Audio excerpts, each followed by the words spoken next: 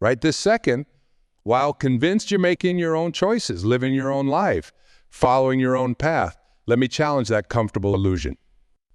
95% of your daily decisions aren't really yours. They're programmed responses, inherited beliefs, and societal conditioning masquerading as free will. You're living someone else's script, following someone else's rules, and measuring success by someone else's standards. And the most dangerous part, you don't even realize it. The autonomy you think you have is nothing but an elaborate illusion carefully constructed by years of unconscious programming. You're sitting there right now, perhaps feeling a bit restless, maybe even questioning why you're here. That's exactly where you need to be, because today isn't about motivation, it's about transformation.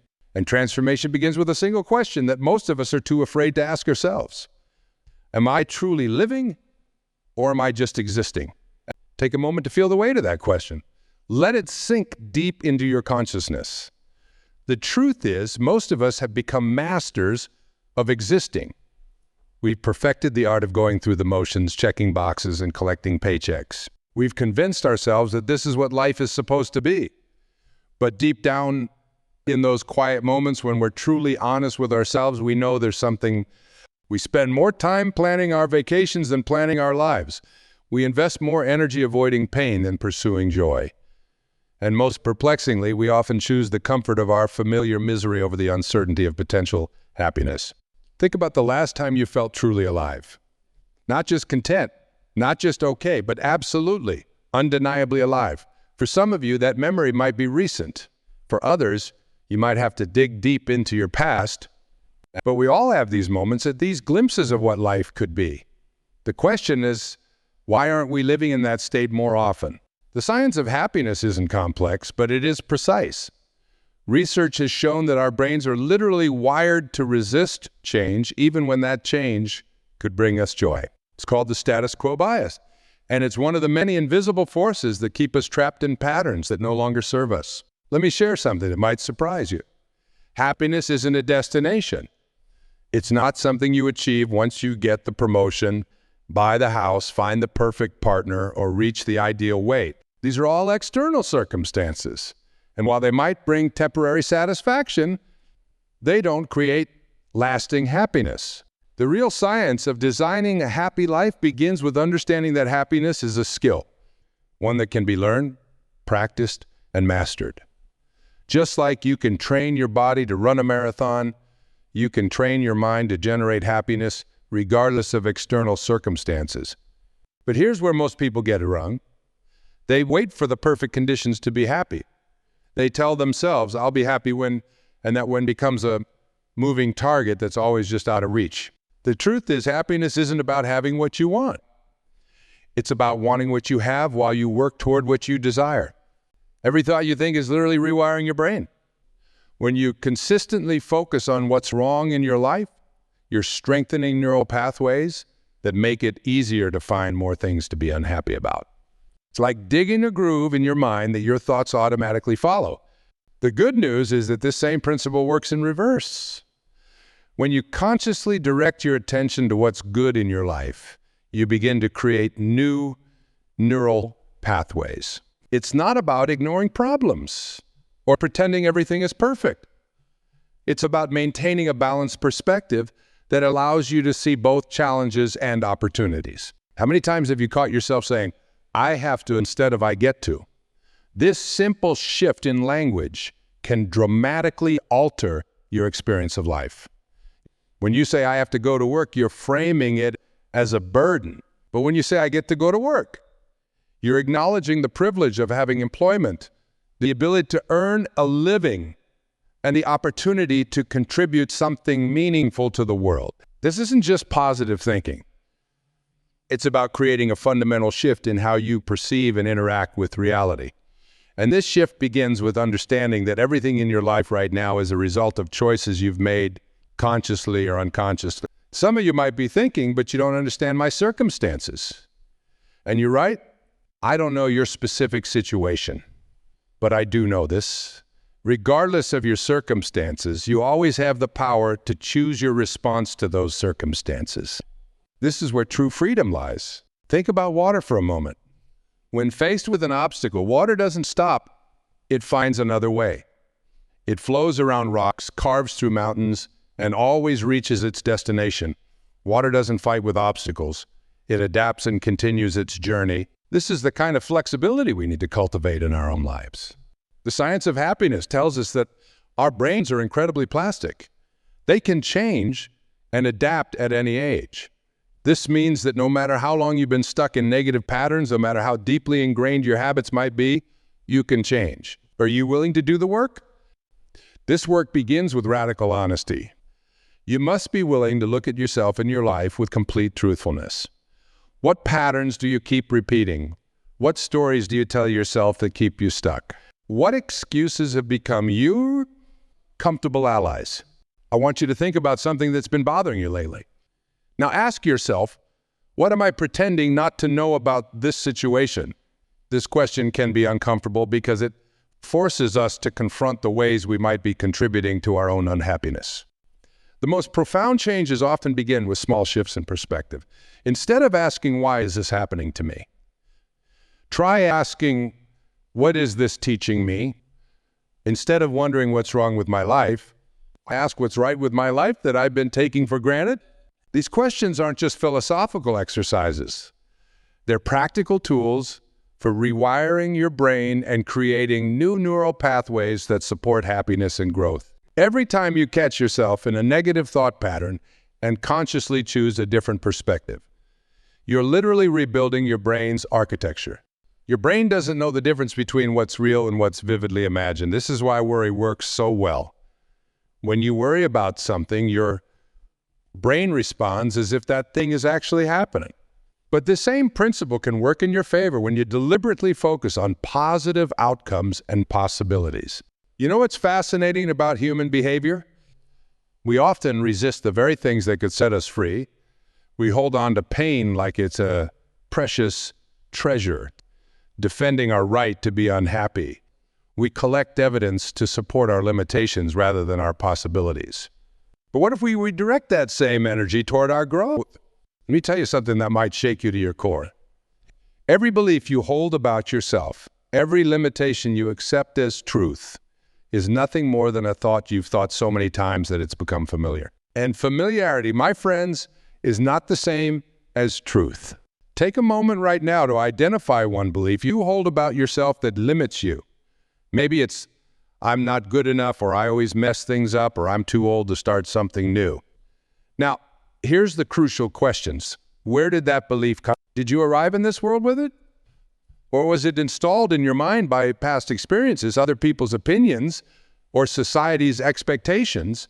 The science of neuroplasticity shows us that our brains are constantly changing based on our thoughts and experiences. This means that every limiting belief can be unlearned, and every empowering belief can be... But here's the catch. This process doesn't happen by accident. It requires conscious intention and consistent action. Think about how a river creates a canyon. It's not through sudden, dramatic events, but through consistent flow over time. Your thoughts work the same way. Every thought you think is like a drop of water, either carving a deeper groove of limitation or creating a new path of possibility. Here's a truth that might be hard to swallow. Happiness is not something that happens to you. It's something that happens through you.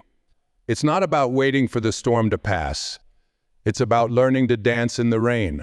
And yes, I know that sounds like something you'd read on a greeting card, but the science behind it is rock solid. Research in positive psychology has shown that only about 10 of our happiness is determined by external circumstances.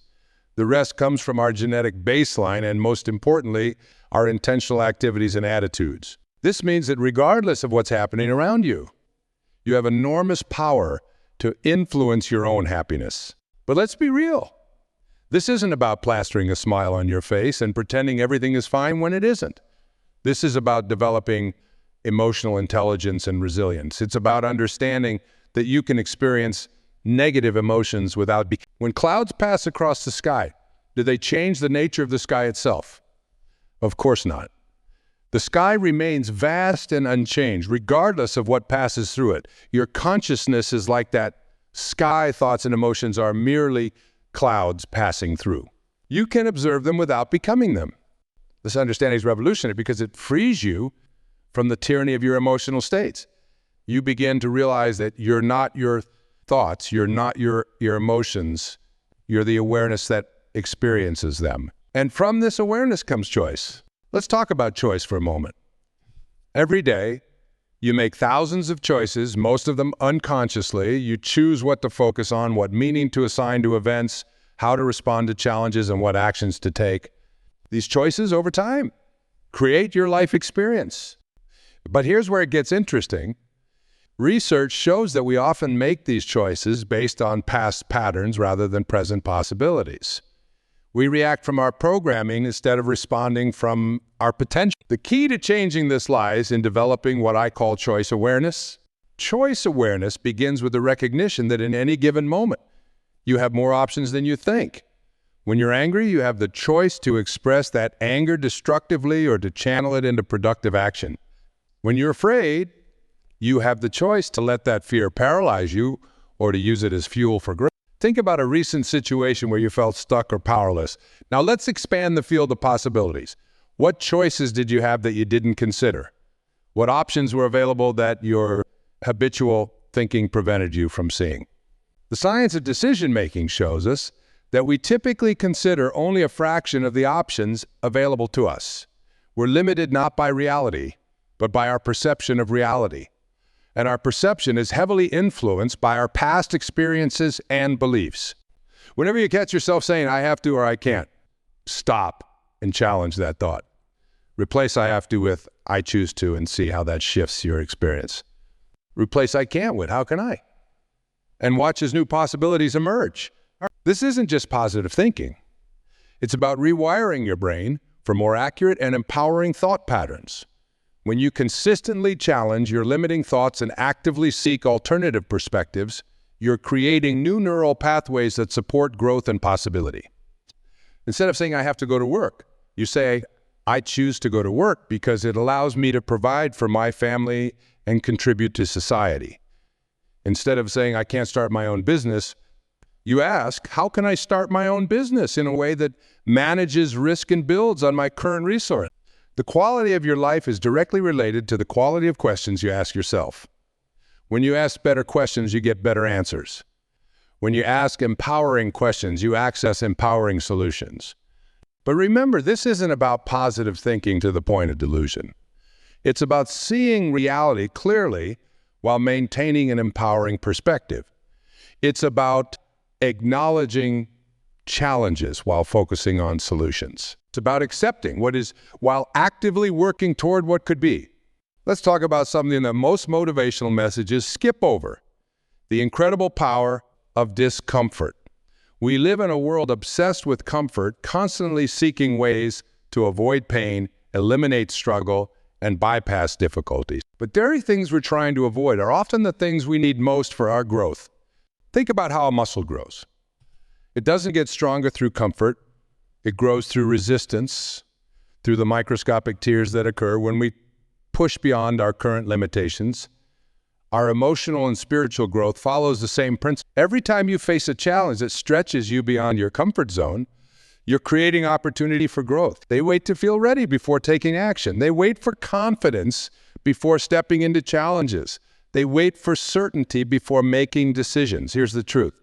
Readiness is a myth. Confidence comes through action, not before it. Certainty is an illusion that keeps you stuck in your comfort zone. Defiance of courage shows us something fascinating. Physiologically, fear and excitement create the same responses in your body. The only difference is the meaning you assign to those sensations. When you feel your heart racing before a presentation, you can interpret that as anxiety or as excitement. The choice is yours, and that choice dramatically affects your performance. What would you do differently if you knew you couldn't fail? Now let's go deeper. What would you do differently if you knew that failure was actually essential for your growth? Failure isn't the opposite of success. It's a crucial part of success. Every time you fail, you're actually succeeding at something valuable. You're succeeding at pushing your boundaries, at gathering data, at learning what doesn't work. The only real failure is the failure to learn the failure to grow, the failure to try again with new understanding. Every meaningful advancement in human history came through countless failures. Every breakthrough required someone to persist despite repeated setbacks. Yet in our own lives, we often let one setback convince us to give up on our dreams. The science of resilience tells us that our capacity to bounce back isn't fixed. It's a skill that can be developed. Every time you face a challenge and persist, you're building a resilience muscle. Every time you fail and get back up, you're strengthening your capacity to handle future challenges. But let's be honest, this isn't easy. Our brains are wired to protect us from potential pain and disappointment.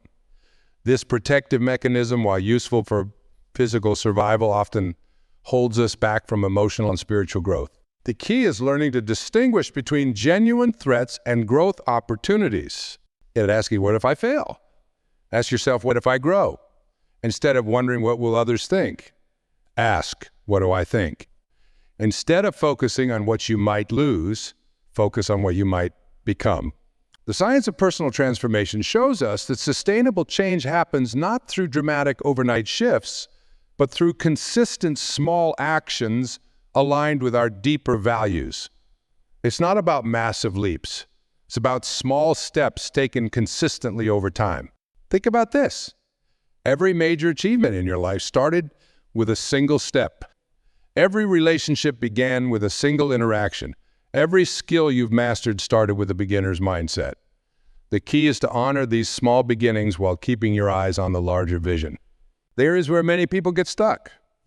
They focus so much on the gap between where they are and where they want to be that they become discouraged and give up. The secret is to celebrate progress while staying committed to growth. It's about acknowledging how far you've come while remaining excited about how far you can go. Let's talk about something that might make you uncomfortable. The role of responsibility in happiness. Many people confuse responsibility with blame. When I talk about taking responsibility for your life, I'm not talking about blame. I'm talking about power. When you take responsibility for your life, you take back your power to change it. The science of personal agency shows us that people who take responsibility for their lives, even for things that aren't their fault, tend to be happier and more successful than those who see themselves as victims of circumstance. Why? Because taking responsibility puts you in the driver's seat of your life. Think about an area of your life where you feel stuck or frustrated. Now ask yourself, what am I pretending is outside my control? What responsibility am I avoiding? What power am I giving away? These questions might make you uncomfortable, but that discomfort is the doorway to your growth. Remember this?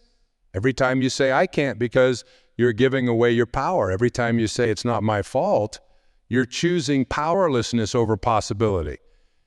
Every time you blame circumstances or other people for your situation, you're choosing to remain stuck. The fascinating thing about personal power is that it expands when you claim it. Each time you take responsibility for your life, each time you make a conscious choice, instead of a reactive decision, each time you face your fears, instead of avoiding them, you're building your capacity for personal power. But this isn't about carrying the weight of the world on your shoulders.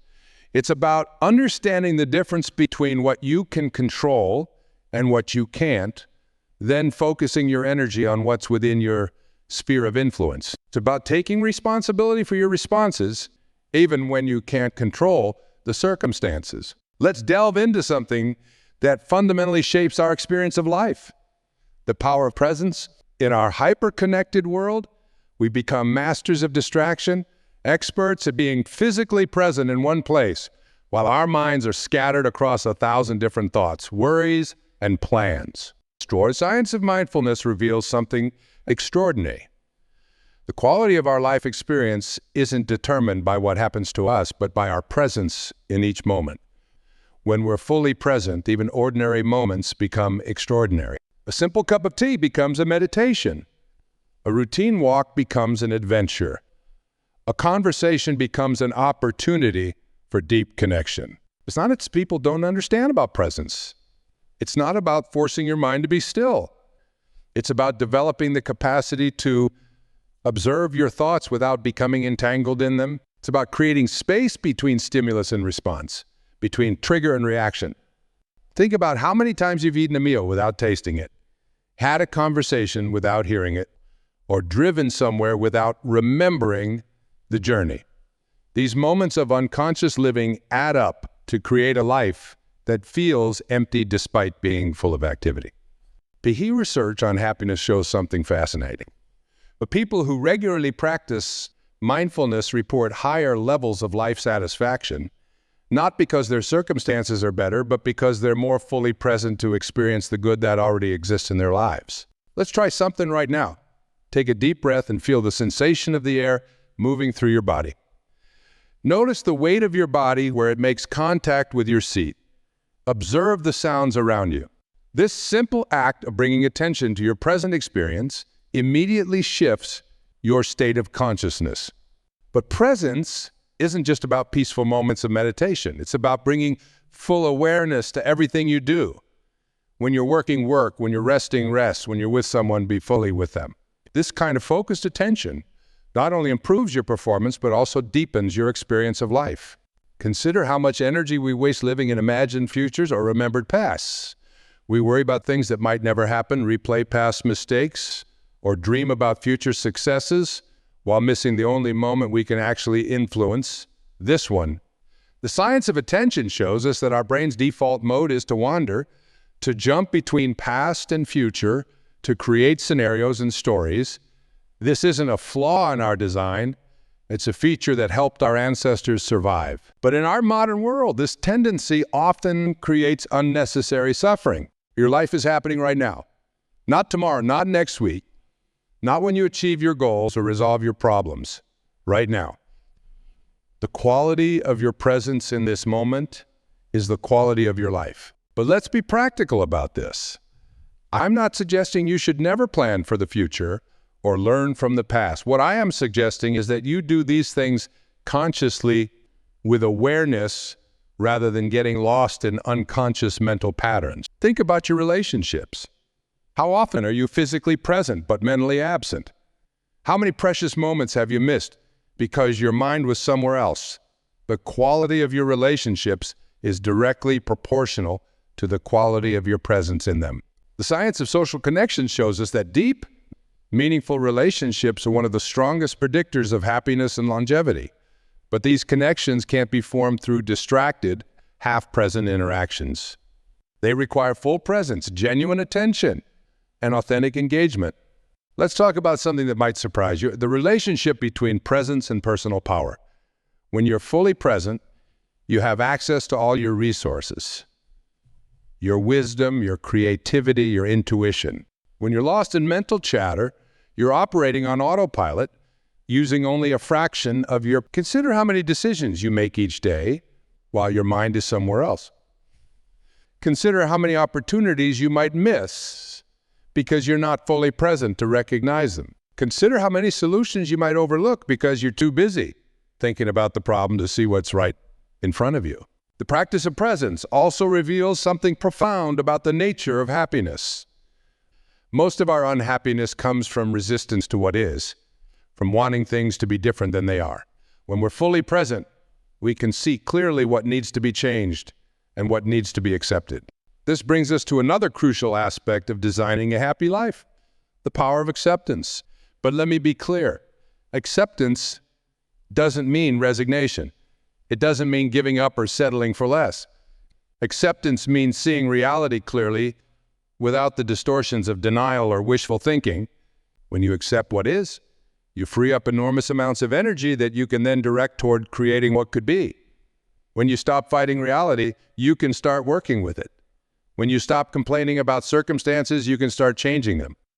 The science of stress management shows us that much of our stress comes not from our circumstances, but from our resistance to them.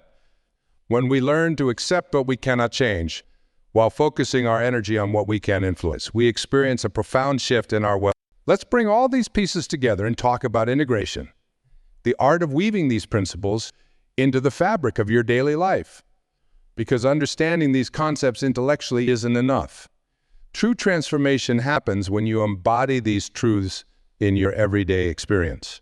Think about how a master musician doesn't just know music theory. They live and breathe their art. Every movement, every choice, every response flows from their deep understanding and practice. This is how we must approach the science of happiness, not as a set of techniques to memorize, but as a way of being to embody. Research on habit formation tells us something crucial. Sustainable change doesn't come from willpower alone. It comes from creating environments and systems that support your growth. It comes from surrounding yourself with people who reflect your aspirations rather than your limitations. Consider the environments you inhabit daily, your home, your workplace, your social circles. Are these environments nurturing your growth or reinforcing your limitations? Are the people around you challenging you to expand or encouraging you to contract? These aren't just casual questions. They're fundamental to your transformation. The science of environmental psychology shows us that our surroundings shape our behavior more than we realize. Every object in your space, every person in your life, every routine you maintain is either supporting your growth or hindering it. There is no neutral ground. You don't have to change everything at once. Start with one area, one relationship, one habit. Make one conscious choice today that aligns with who you're becoming rather than who you've been. Then make another tomorrow and another the next day. Remember this. Transformation isn't about adding more to your life. It's often about letting go. Letting go of outdated beliefs, toxic relationships, unnecessary commitments, and limiting habits. The quality of your life often improves not by adding more, but by subtracting what doesn't serve your growth. The science of decision-making shows us that we have a limited amount of mental energy each day. Every choice you make, every decision you face depletes this energy. That's why it's crucial to automate positive choices through conscious habit formation, freeing up your energy for growth and creativity. Think about the habits that currently shape your life. Are they conscious choices that support your growth, or unconscious patterns that maintain your limitations? Are they moving you toward what you want to become, or keeping you tethered to what you've been? Every choice you make today is creating your tomorrow. Every action you take, every word you speak, every thought you entertain is either building the life you want or reinforcing the life you have. The science of neuroplasticity shows us that your brain continues to change throughout your life. But here's the key. This change isn't random. It's directed by your focus, your choices, and your actions. You are literally sculpting your brain through your daily choices. As we come to the close of our time together, I want to leave you with this ultimate truth. Happiness isn't something you find. It's something you design. It's not something that happens to you. It's something you create through conscious choice and consistent. Happiness is a skill that can be learned, a capacity that can be developed, a choice that can be made moment by moment. But like any worthwhile endeavor, it requires commitment, practice, and patience. You already have everything you need to begin. You have the awareness to recognize what needs to change. You have the power to make different choices. You have the capacity to create new patterns. The only question is, will you use these gifts? Right now, in this moment, you stand at a crossroads. One path leads to more of the same, more unconscious living, more reactive patterns, more unfulfilled potential. The other path leads to transformation, to conscious living, to empowered choices, to realize potential. The choice is yours. Not tomorrow, not when conditions are perfect, not when you feel ready, but right now in this moment, because this moment, like every moment, is a new beginning. This moment is your moment of power. This moment is your invitation to design a life that reflects your highest potential. Let this be the moment you decide to stop existing and start living. Let this be the moment you commit to designing your happiness rather than waiting for it. Let this be the moment you begin to write a new story. Not with words, not with intentions, but with actions. Not with fear, but with courage. The science of designing a happy life isn't just a theory. It's a practice. And that practice begins now with your next choice, your next action, your next breath. The future you desire is waiting to be created, and you are its designer. The time for transformation is not tomorrow. It's today. It's this moment. It's now. Thank you for your presence, your attention, and your willingness to grow. May you use these insights to create a life that reflects your highest potential and inspires others to do the same. Remember, You are not just the architect of your happiness, you are its builder. Now go forth and build something beautiful.